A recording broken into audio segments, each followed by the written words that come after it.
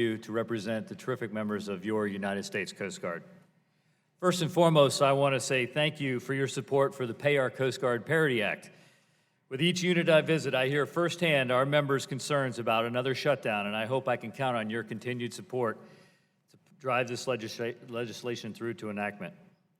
As I travel the country speaking with the men and women of our mission-ready total workforce, I can see the pride they take in serving their country. They are standing the watch, carrying out global operations, protecting our homeland and the maritime domain. But in order to continue to be successful, they need more resources.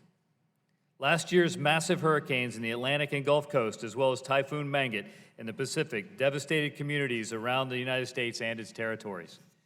The men and women of your Coast Guard responded heroically, saving nearly 1,000 lives and millions of dollars in property.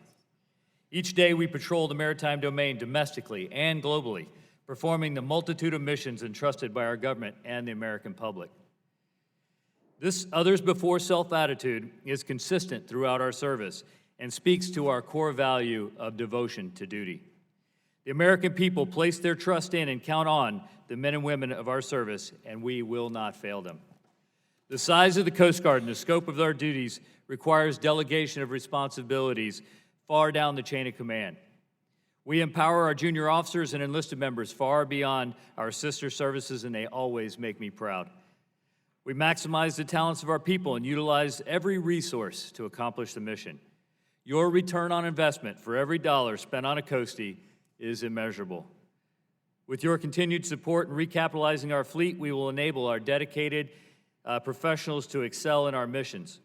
Building upon the success of the National Security Cutter and the Fast Response Cutter, the new Offshore Patrol Cutter will provide Coast Guard tools needed to efficiently and effectively meet our missions.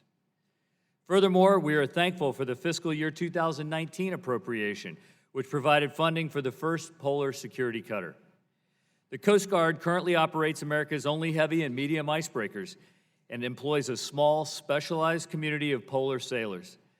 The unique skills necessary to operate these ships in the high latitudes of the Arctic and the Antarctic require specialized training and experience, and with your support, we will be able to retain and actually grow this important workforce.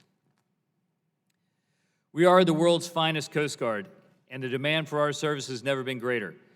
However, I'm concerned about the erosion of our readiness that has negatively affected the quality of life for our service members. Our people, your Coast Guard, deserve adequate housing, appropriate medical services, and access to affordable child care. This country still honors the right to employ an all-volunteer military, and we hope to make the Coast Guard an employer of choice by providing benefits that offset the sacrifices that our families endure. Despite these challenges, I'm exceptionally proud to serve in the world's best Coast Guard alongside my shipmates, including both my son and my daughter, who recently re-enlisted for the second time. Our people feel valued and they serve their country with pride. They enjoy coming to work, they enjoy the missions we do, and they serve their country with pride. They enjoy, as their representative before you today, it is my job to raise your awareness of the challenges they face, which have been caused by erosion of readiness.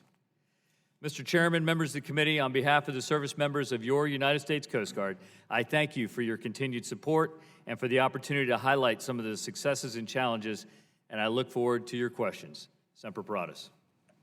Thank you, Master Chief. We're also joined by